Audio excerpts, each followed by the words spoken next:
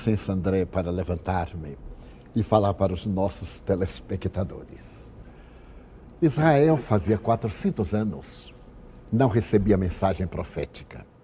Aquele povo acostumado à boca dos imortais experimentava um período de grande amargura. As tenazes do Império Romano esmagavam praticamente a terra. As guerras sucessivas, as dominações arbitrárias.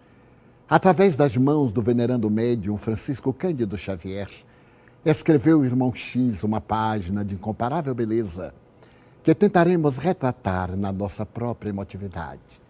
É exatamente neste período, quando Roma experimenta a presença de um daqueles grandes conquistadores do segundo triunvirato. Otávio, o Otaviano, era um homem de caráter especial. Era um corpo frágil, estava sempre envolto em tecidos delicados para guardar as cicatrizes das enfermidades adquiridas nas guerras da Bitínia. Invariavelmente ele se via constrangido a resguardar-se dos canais de vento por causa dos resfriados. No entanto, este homem de aparência frágil conseguiu modificar a estrutura do império através da moralização de todos aqueles que se lhe vinculavam ao poder. A sua honra e responsabilidade eram de tal caráter que oportunamente ele descobrira que a filha entregava-se à licenciosidade, ao erotismo em pleno palácio e expulsou-a, mandando-a para o exílio na ilha da Pandatária, na Grécia. A posteriori, ele descobriu que a esposa também realizava experiências macabras com venenos, matando escravos para poder esforçar-se de inimigos. E a partir daquele tempo, mesmo do tálamo conjugal, ele manteve uma atitude de grande respeito, mas de absoluta distância. E quando mais tarde sua neta entregou-se às mesmas manifestações de indignidade que caracterizaram a sua genitora, ele também a expulsou para a mesma ilha da Pandatária. Mas é nesse período que renascem, na cultura latina, homens extraordinários, como Tito Livio, Mecenas, Salústio, aqueles que puderam contribuir através da poesia, da música, da arte, da estatuária, para embelezar Roma. Quantas vezes o imperador, na sua tribuna de ouro, ali, diante da multidão, em plena avenida que levava aos imensos palácios, comovia-se até as lágrimas, escutando os versos de um dos seus poetas preferidos. Ó sol formoso, que diariamente abres e fechas o dia, que nunca possas ver nada que se equipare ao esplendor de Roma. É que naquele período, os historiadores não sabem por que houve essa grande mudança. Inclusive o templo da deusa Vitória estava com as suas portas fechadas por segunda vez naquele largo período de guerras em que se aproximavam da terra as hostes celestiais, preparando o advento deste homem singular, que nasceria numa daquelas furnas de calcário em Belém, próxima a Jerusalém, 15 quilômetros, em uma noite de frio, caracterizada pelas estrelas refulgentes e a palidez de Selene derramando prata sobre a terra. O nascimento de Jesus é o momento culminante na história da humanidade. Mais tarde terá a ocasião de dizer Ernesto Renan: ninguém que se lhe equipare. Jesus é tão grande que dividiu a história da humanidade. Todos os fastos foram celebrados antes e depois do seu berço. E ele se torna a figura irretocável da própria história. Em um memorável discurso realizado por este notável acadêmico francês, imortal, no dia 22 de fevereiro de 1862, no Collège de France, ele terá a ocasião de dizer: Jesus é um homem incomparável. E, de fato, a trajetória que começa naquela manjedoura com os animais domésticos não termina na cruz de vergonha, que ele transforma em duas asas que se abrem na direção do infinito. Ainda Emmanuel, através do missionário da mediunidade Chico Xavier, diz que a cruz de Cristo faz lembrar um sabre cravado na entranha da terra. A horizontal são os braços, a vertical é a ponte que nos liga à divindade. A trajetória de Jesus, então, irá começar através da repetição das bocas proféticas, que agora entoam o hino de uma nova era, quando nas margens do Jordão em Bet Abara, a voz tonitruante de Iocanã grita que é necessário haver penitência e arrependimento. A história vai dar uma grande volta, porque ele anuncia a chegada do Messias, aquele que estava anunciado desde há muitos séculos, por intermédio dos profetas, que eram a mais notável referência do povo hebreu. E é exatamente ali que João irá declarar: é necessário que eu diminua para que ele cresça. E um dia memorável do mês de Nisan, ele aparece como um raio de luz para poder receber o batismo simbólico, é claro, limpando as impurezas exteriores, ele que era púlcaro, mas para poder atender às exigências da profecia de Elias, que o Messias se banharia nas águas lustrais do Rio Jordão. E a partir dali começa o grande ministério evocativo dessa noite de Natal, que para nós é um perene Natal. Mais tarde, quando ele elege uma montanha qualquer, uma montanha que fica da fronte do mar da Galileia, aquela depressão da terra 200 metros abaixo do nível do mar Mediterrâneo, e ele abre a sua boca e canta as bem-aventuranças. A humanidade nunca mais será a mesma, porque Jesus é o zênite, é o nadir de uma nova era. No entanto, como é que nós temos celebrado o Natal? Temos evocado Jesus em toda a sua grandeza? Qual é o presente que nós lhe damos por evocação do seu aniversário? É curioso notar-se que nos lembramos de amigo e esquecemos-nos do aniversariante.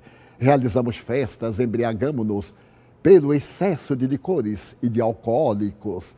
Procuramos os prazeres até a exaustão e nos esquecemos daqueles que são os filhos do Calvário, que ele elegeu como seus herdeiros na terra. É necessário, agora, graças às luzes inapagáveis da doutrina espírita, que atualiza o seu evangelho, que façamos uma viagem de volta e procuremos na simplicidade da manjedoura de Belém a figura da criança que um dia modificará a estrutura do mundo. Joana de Ângeles, a benfeitora espiritual, costuma dizer: todo aquele que encontrou Jesus nunca mais foi o mesmo. Pessoas viram-no passar, mas quem o encontrou mudou completamente, porque ele revogou as leis tradicionais, embora não viesse para destruí-las. Ele estabeleceu a lei de amor. E nas bem-aventuranças, que são a canção intérmina da humanidade, a sinfonia inacabada, ele fez dos simples de coração, dos puros, dos pobres de espírito, dos que têm sede e fome de verdade e de justiça, os grandes heróis.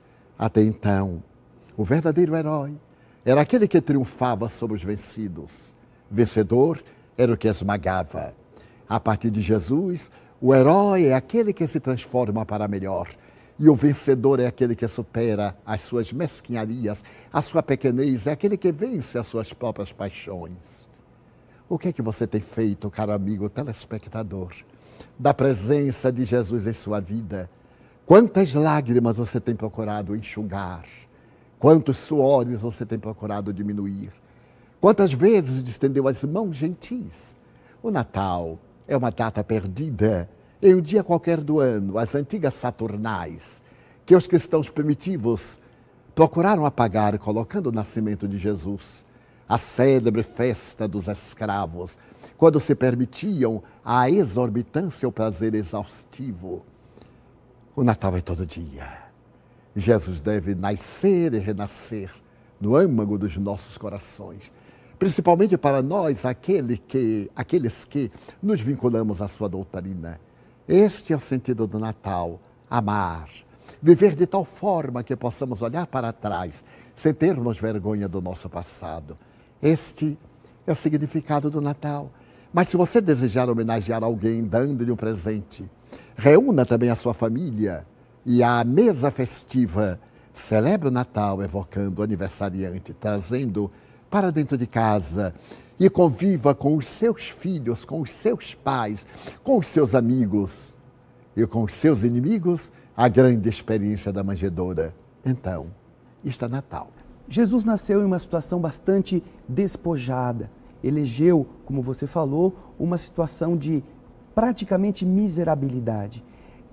Este sinal é bastante significativo para os nossos dias atuais. Você poderia comentar o simbolismo disso para a humanidade de hoje, quando o ter parece ser mais importante do que o ser? Sem dúvida.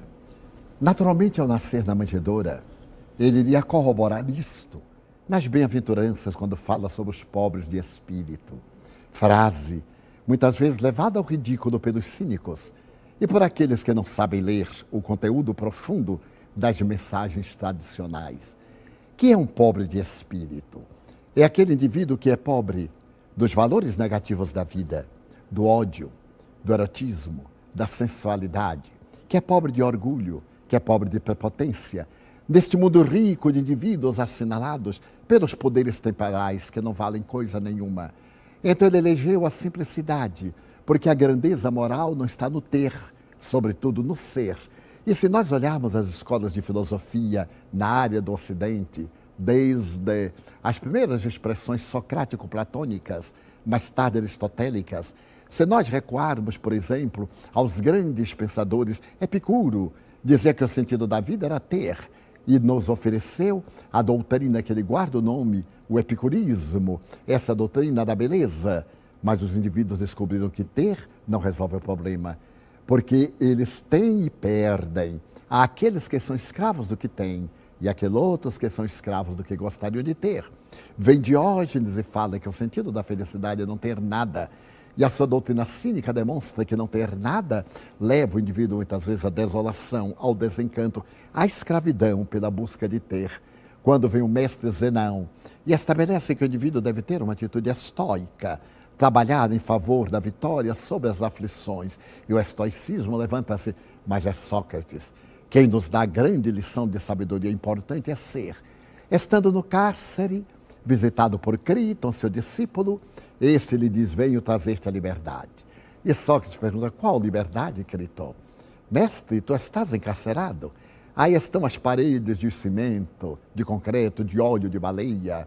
E tu estás dentro de uma verdadeira jaula, Críton. Encarcerados estão aqueles que têm vício.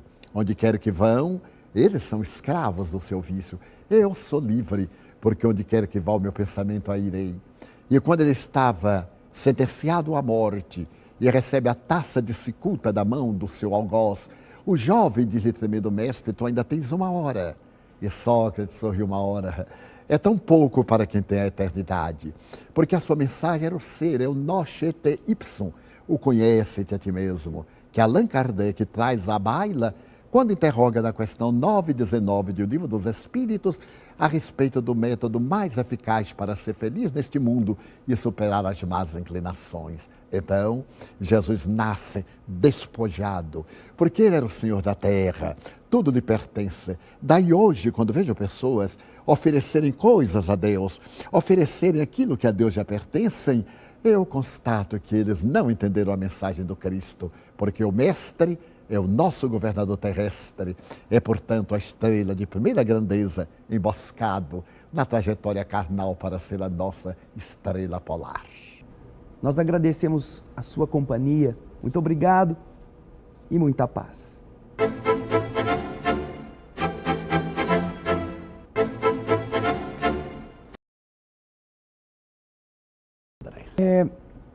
Você recebeu recentemente, ou há uma mensagem de Joana de Ângeles falando sobre o Natal, não é mesmo? Exatamente. Eu acho que nossos telespectadores gostariam muito de saber o conteúdo dessa mensagem. Você poderia passar para eles? Com prazer. Celebração de Natal. A prepotência da força gerar a arbitrariedade do poder. O mundo era, então, um espólio fácil nas garras dos insaciáveis esbulhadores. Homens, mulheres e crianças facilmente transitavam de mão em mão, sob a canga de vil cativeiro, cujas rédeas eram conduzidas pela impiedade triunfante no carro da guerra. A ostentação e a miséria, a opulência e a sordidez, a exuberância do desperdício e a escassez de recursos constituíam contrastes aparvalhantes naqueles dias. Dominadores de uma hora tombavam logo depois, desfilando como ilotas, ou sucumbiam asfixiados nos rios de sangue em que se compraziam. Intrigas na política de César, desídias nas hostes poderosas, desmando os criminosos e conciliábulos argentários, confraternizavam disfarçados com as tricas religiosas, as disputas pela primazia e as ambições desmedidas, fazendo que a alma dos povos sofresse o julgo do pulso férreo dos títeres do mundo e a mão veludosa, porém traiçoeira, dos mandatários da fé. A felicidade se consubstanciava na fortuna enganosa de um dia, no sorriso de um momento, logo convertidos em miséria de largo período e esgar de contínua contrafação facial. Nenhuma fanfarra, apregoada, festividade alguma entoando alvíceras, nem palácio, nem berço de ouro. Anunciado por profetas e anjos, ele era esperado como justiçador. Os que o aguardavam transferiam para ele os métodos da violência e da subjugação com que esperavam submeter os outros homens, vencendo os povos e os humilhando vergonhosamente. Ele, todavia, elegeu o altar de uma lapa e o império imensurável da natureza para apresentar-se aos homens. Somente alguns poucos ouviram a melodia angélica e perceberam o lucilar das estrelas indicadoras, saudando o seu advento e a sua jornada. Sua vida, no entanto, modificou a estrutura moral e espiritual da humanidade desde então. A esperança dos infelizes fez-se porto de segurança dos desesperados. A partir daquele momento, em quaisquer conjunturas, Jesus é o alfa e o ômega das criaturas terrenas, apontando as direções seguras para a paz e a felicidade. De certo modo, ante a semelhança destes tempos com aqueles dias, não te distraias nas exterioridades frívolas com que recordam o nascimento do Senhor. Espaz em derredor a luz da alegria, o bálsamo do consolo e o pão da bondade, celebrando o Natal com as mãos da caridade, os tesouros do amor, de modo a transformares o coração no altar e a alma na sede do seu reino, donde ele possa novamente apresentar-se por teu intermédio aos desditosos, reconstruindo a vida sob a excelsa sinfonia dos anjos a repetirem: glória a Deus nas alturas, paz aos homens de boa vontade. Joana de Ângeles. E eu gostaria muito de pedir ao Divaldo que ele nos contasse alguma história em relação a este tema que possa ter marcado a sua trajetória, a sua vida, a sua lembrança. Uma das lembranças mais belas que eu tenho e que evoca o Natal aconteceu comigo na cidade de Pedro Leopoldo, no ano de 1956, quando ali residia o venerando médium Francisco Cândido Xavier. Ele nos havia convidado para visitar um lugarejo próximo de nome Alapinha, onde estavam duas mulheres que se caracterizavam pelos sofrimentos, Lia e Conceição. Uma delas era nonagenária, a outra era mais ou menos sexagenária. Nós fomos visitá-las e eu tive a grande surpresa naquele mês de junho, muito frio, de vê-las em tanta aflição, numa casa modestíssima, que Chico Xavier mantinha com a sua irmã Luísa. Curiosamente, ele me disse, era o sábado: meu filho, a noite de ontem, elas me apareceram desdobradas e disseram que estavam com fome. Então, normalmente, eu vou com Luísa para levar-lhes alimento. Estavam presentes alguns companheiros da cidade de São Paulo. O doutor Francisco, que era, na época, um dos diretores do Banco do Estado de São Paulo. E então, com sua esposa, Dona Lúcia, sua cunhada, nós fomos até lá. E quando nós chegamos, que a porta foi aberta, essa senhora nonagenária disse: seu Chico, que felicidade! Esta noite eu sonhei visitando o senhor e pedindo-lhe comida, porque estamos com muita fome. Então, nós entramos no quarto e vimos um corpo deformado em uma cama de varas, miserável, transandando odores pútridos, uma cabeça normal, mas o corpo era entanguido e deformado. E então Chico Xavier nos contou a história de ambas. Mas o que muito me sensibilizou foi o gesto de Dona Lúcia, que estava com um casaco de peles. E ao ver aquela senhora de idade avançada, trêmula, sem nenhuma roupa íntima, tirou o casaco e deu-lhe Ela então foi à cozinha sem saber do preço daquele casaco de peles. E quando voltou já com o borralho sobre a pele cara, Chico disse, então, já tirou o selo. E conversamos muito. Ele, depois de narrar a história daqueles sofrimentos, ele me contou, como também ao Dr. Francisco Pereira de Andrade.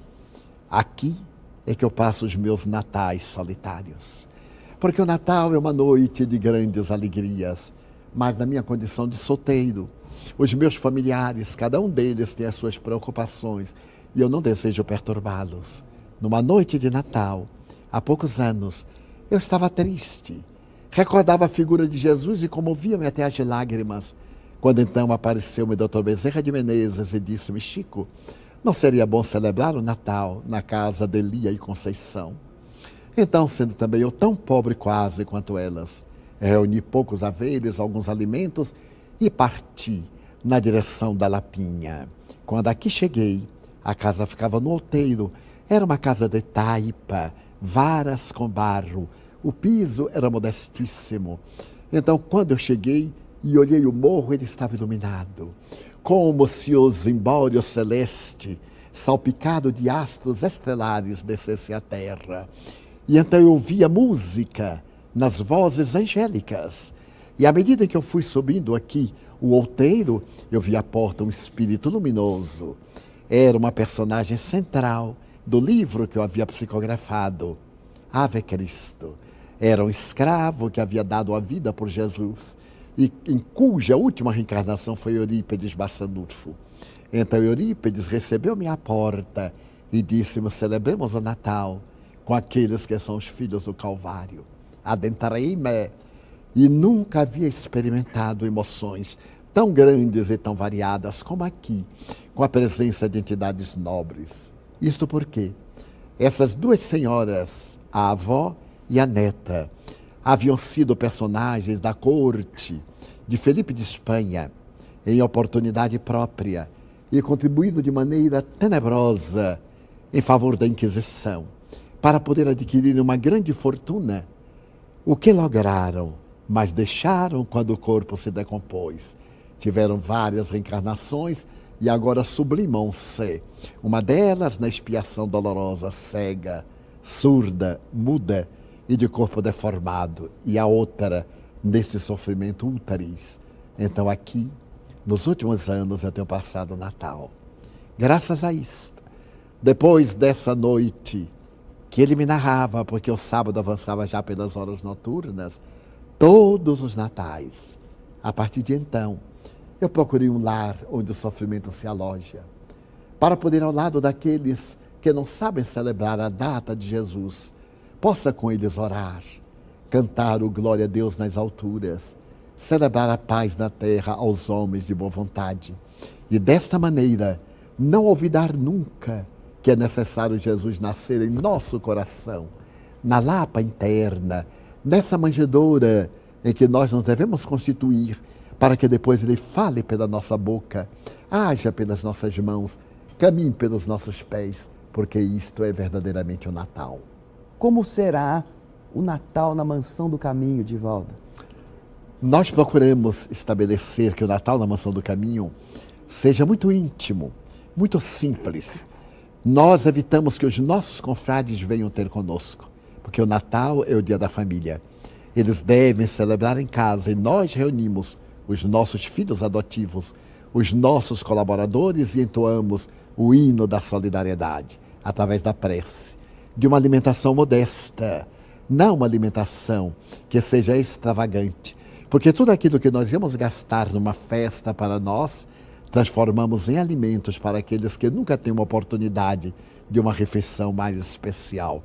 E antes do Natal, nós distribuímos a 5.000 famílias tudo o que conseguimos reunir, proporcionando-lhes uma noite especial para poder celebrar o aniversário daquele que para nós é a vida. São quantos filhos adotivos, Divaldo? São 684. Já imaginaram reunir 684 filhos, noras, netos, não é, Divaldo? Bisnetos, já temos 40 bisnetos. Então fazemos a celebração à sombra das nossas árvores iluminadas, com as pequeninas lâmpadas tão evocativas de festas. E convidamos os confrades para que fiquem no lar nessa noite. E celebramos então, no dia 31 de dezembro, a passagem de um para o outro ano com uma atividade doutrinária em nosso salão de estudos espíritas. E aí, aberto para todos. Para o grande público, vão 2, 3 mil pessoas. E então cantamos, Sim. comemoramos o ano que finda e o ano que começa, como a gratidão pelo Natal de Jesus. Bom, nós gostaríamos muito que agora, Divaldo, como estamos nos aproximando do final do nosso programa, que você pudesse, depois de já nos ter inspirado com essas histórias tão belas, dirigir-se aos telespectadores com essa manjedoura no coração que você possui e pudesse fazê-los também sentir isto para que o Natal fosse especial, como deve ser. Pelo menos nesta noite, querida amiga, querido amigo, pare um pouco as aflições. Coloque sobre a mesa um vaso com água pura. Reúna os filhos. Ore a Jesus. Realize o Evangelho. Traga-o para o seu lar. Depois distribua os presentes. Faça então a sua festa doméstica. Não saia nesta noite. O aniversariante vem visitar a sua família. Celebre com ele a evocação do dia mais glorioso da humanidade, quando a grande aliança prometida nas tradições bíblicas confirmou-se pela presença daquele que para nós é o caminho para a verdade e para a vida. Feliz Natal, próspero Ano Novo. Nós agradecemos a sua companhia e também com o coração nas palavras desejamos que você nunca se esqueça que nos planos divinos você também vai ser um Jesus. Você também estará enfrentando as dificuldades que você nem imagina, mas que elas estão te preparando para amar nesta condição. Que este Natal represente exatamente esta identidade sua com o Divino Mestre.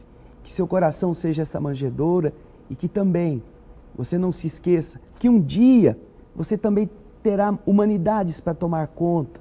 Começando hoje com seus filhos, com seus amigos, você terá essa grande responsabilidade de inspirar nos outros o amor verdadeiro. Este amor que hoje Divaldo inspirou para nós, inspirou em nós, que você também haverá de fazê-lo. Que seja este o seu presente para o Cristo, porque afinal de contas, Ele é o aniversariante. Lembre dele. Muito obrigado e muita paz.